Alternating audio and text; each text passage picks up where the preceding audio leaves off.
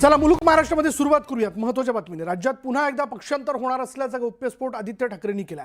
22 आमदार दुसऱ्या गटात जाणार असल्याचं ऐकलं असं वक्तव्य करत आदित्य ठाकरेंनी राजकीय बॉम्ब टाकला। आदित्य ठाकरेंनी केलेल्या दाव्यामुळे 20 जून 2022 रोजी राज्यात घडलेल्या राजकीय भूकंपाची आठवण झाली। आदित्य ठाकरेंनी 22 आमदारांबाबत केलेल्या वक्तव्याची भाजपकडून खिल्ली उडवण्यात आली आहे।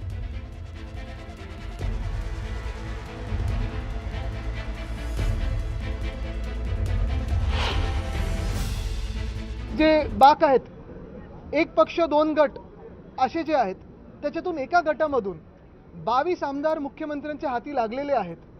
जर तुम्ही गेल्या एका वर्षाचा अभ्यास केलात तर त्यांची कामं असतील, त्यांना फंड असेल, चांगलं मिळालेलं आहे। आणि उठ सांगितलं उठ, बस सांगितलं बस, उडी मार सांगितलं तर उडी मार, असं ते आता मुख्यमंत्र्यांच्या इशाऱ्यावर नाचायला लागलेले आहेत। नेमकं कोणी ह्याच्यातून धसका घ्यायचा हे ज्यांनी बातमी पेरली आहे हे त्यांना कळेल। उद्या कोणी हेही म्हणू शकेल की आदित्य ठाकरेंचे जे 20 आमदार आहेत तेही भाजपच्या गळाला लागले आहेत, असं कोणाच्या म्हणण्याने थोडी होतं। आणि आम्हाला शिंदे सेनेचे आमदार आमच्याकडे घेऊन करायचं काय आहे? ते आमचेच आहेत। शिंदे सेना जी आहे ती आमचा मित्रपक्ष आहे, ती खरी शिवसेना आहे। त्यामुळे ते आमच्या मित्रपक्षाचे आमदार आम्हाला घेऊन आम्ही अशा प्रकारचं राजकारणही करत नाही। उलट शिवसेना मजबूत झाली पाहिजे याकरता आम्ही त्यांच्या पाठीशी उभे आहोत। आदित्य ठाकरेंना कुठून काय मिळालं असेल माहित नाही, परंतु जर त्यांच्याकडे माहिती असेल तर असेल, परंतु आमच्यात तसं कुठेही भेदभाव नाही, मनभेद नाहीत आणि आमच्यातले आमदार जायचं काही प्रश्न येत नाही। मला असं वाटतं की आदित्य ठाकरेंना आता दिवसासुद्धा स्वप्न पडायला लागले की शिवसेनेचे काही आमदार फुटतील, राज्य सरकारमध्ये महायुतीमध्ये भांडणं होणार, राज्य सरकार परत कोसळणार किंवा या प्रकारचे स्वप्न ते मला असं वाटतं बघायला लागले। विरोधी पक्ष नेतेपदावरून भास्कर जाधव चांगलेच आक्रमक झाले। सत्ताधारी पक्षाला संविधान मान्य नसल्यामुळेच ते विरोधी पक्षनेता बनवत नसल्याची टीका जाधव यांनी केली होती आणि यावर भास्कर जाधव हे जास्त आक्रमक असल्यानं त्यांना थांबवण्यासाठी विरोधी पक्ष नेतेपदाचं निव्वळ आमिष दाखवलं जात असल्याचा टोला उद्योगमंत्री सामंतांनी लगावला। तसं शिवसेना उभाटाकडून विरोधी पक्ष नेतेपदासाठी वेगळ्याच नावाची चर्चा सुरू असल्याचंही त्यांनी सांगितलं। यावर आपण आक्रमक आहोत आणि त्यावर सत्ताधारी घाबरतात हे ऐकून बरं वाटल्याचं प्रत्युत्तर भास्कर जाधवांनी दिलं।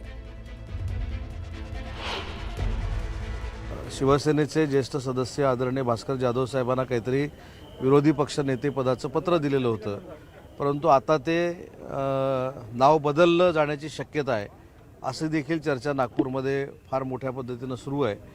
त्याच्यामुळे विरोधी पक्ष नेता जाहीर करणं ही जबाबदारी आणि हे अधिकार विधानसभेचे अध्यक्ष आणि विधान परिषदेचे सभापती या दोघांना आहेत आणि ते दोघेही सक्षम आहेत, ते योग्य तो निर्णय घेतील।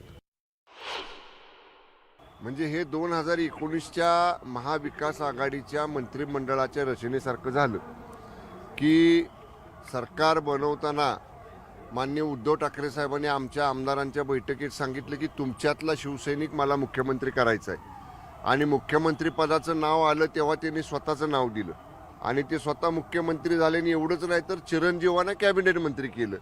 त्यामुळं जर असं आदित्य ठाकरे साहेबांचं नाव विरोधी पक्ष नेतेपदाला पुढे येत असेल तर हा जो काय 2019ला सेना आमदारांना अनुभव आला तसाच अनुभव आता उभाटाच्या आमदारांना येईल। भास्कर जाधव कॉर्नरमध्येच आहेत, ते कुठे सेंटरमध्ये आहेत? त्यांना सेंटरमध्ये कधी आणणार पण नाही, हेच खाणार सगळं। आदित्य ठाकरेंना पुढे येतात हो, त्यांना पुढे करायची सवयच आहे ना, ते दुसरं कोणाला पुढे येऊ देणार नाही।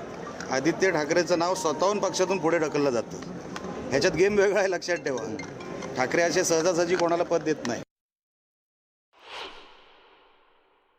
सरकारला द्यायचंच नाहीये। 29 आमदार निवडून यावे लागतात कायद्याने आणि लोकसभेमध्ये आपण पाहिलं असेल की मागच्या वेळेस त्यांनी राहुल गांधी अपोजिशन लीडर होऊ शकले नाही, त्यावेळेस 44 खासदार त्यांचे होते तरी होऊ शकले नाही। त्यामुळे कायदा तपासून बोला आणि इतकं करण्यापेक्षा 29 आमदार निवडून आणले असते, हा विषय झाला नसता।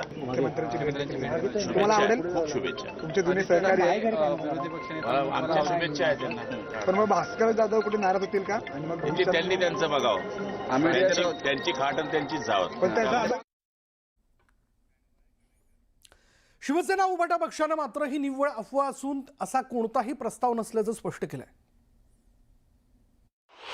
काय उदय सामंतांनी माझ्याबद्दल जर अशा पद्धतीचं एक सहानुभूती म्हणा किंवा आदराची भावना व्यक्त केली असेल तर मी आक्रमक आहे म्हणून मला देत नाहीत विरोधी पक्ष नेतेपद. अशा पद्धतीचे ते संकेत देतात, याच्यामध्ये निश्चितपणे माझा सन्मान आहे, माझा गौरव आहे की एवढ्या मोठ्या संख्येनं सत्ताधारी पक्षाकडं संख्याबळ असताना ते मला घाबरतात, हा माझा सन्मान आहे. सर, भास्कर जाधवांना विरोधी पक्ष नेत्या पदाचे लॉलीपॉप दिले जात आहे. शिवसेनेतून मागणी होत आहे की आदित्य ठाकरे यांना विरोधी पक्ष नाही, असं कोणी म्हणालं असं मला वाटत नाही.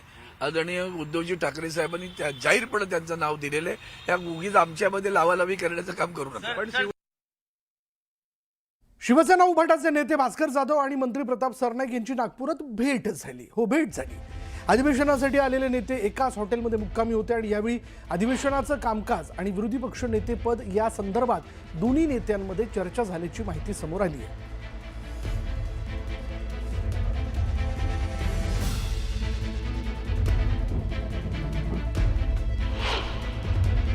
मला भेटले, काही चर्चा झाली, काही राजकीय चर्चा झाली. शेवटी माझे जुने मित्र आहेत.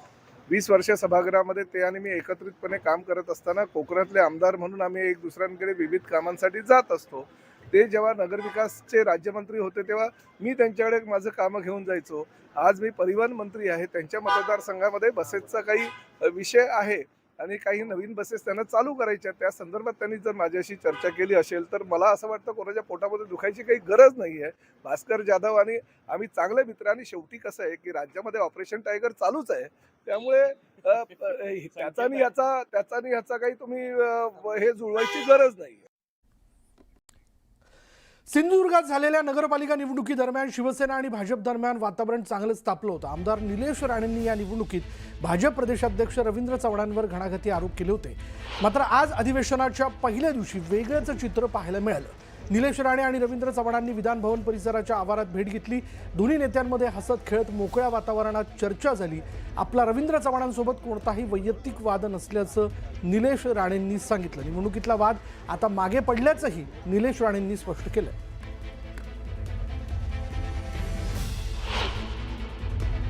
महायुतीमध्ये आम्ही दोघं एकत्र आहोत. माझ्या मोठ्या बंधूप्रमाणे ते आहेत.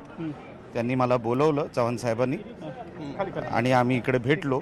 आता नंतर त्यांची सविस्तर वेळ घेणार आणि त्यांच्याशी बोलणार. आम्ही कधीच एक दुसऱ्याशी लांब नव्हतोच ना, असं काय तसं काय टोकाचं नव्हतं. शिवसेना पक्षाच्या सर्व आमदारांची उपमुख्यमंत्री एकनाथ शिंदे बैठक घेणार आहेत. बैठकीत हिवाळी अधिवेशनाच्या अनुषंगाने चर्चा होईल, तर महायुतीच्या समन्वयाबाबत ही चर्चा होणार असल्याची माहिती आहे. हिवाळी अधिवेशनाच्या सर्व दिवस सर्वच मंत्र्यांनी उपस्थित राहण्याबाबत एकनाथ शिंदेंनी मंत्र्यांना आदेश दिलेले आहेत. मुंबई महानगरपालिका निवडणुकीच्या पार्श्वभूमीवर ही बैठकीत चर्चा होण्याची शक्यता आहे. दरम्यान आजच्या बैठकीला पीए किंवा सुरक्षा रक्षकांना सोबत घेऊन येऊ नका असे आदेश उपमुख्यमंत्री एकनाथ शिंदेंनी शिवसेनेच्या आमदारांना दिलेले आहेत. आज रात्री 8 वाजता एकनाथ शिंदे यांच्या शासकीय बंगल्यावर शिवसेनेच्या आमदारांची बैठक बोलावण्यात आली आहे. एकनाथ शिंदेंनी असे आदेश दिल्यामुळे बैठकीत नेमकं काय होणार याबाबत आमदारांमध्ये उत्सुकता आहे. नागपूरमध्ये समन्वय समितीची एक बैठक घेण्याच्या मनस्थितीमध्ये आम्ही आहोत आणि या बैठकीमध्ये नक्कीच काही गोष्टी सामोपचारानं करण्याच्या संदर्भामध्ये चर्चा होईल आणि कदाचित समन्वय समिती जी आमची आहे त्या समन्वय समितीची तिन्ही नेत्यांबरोबर देखील बैठक होईल.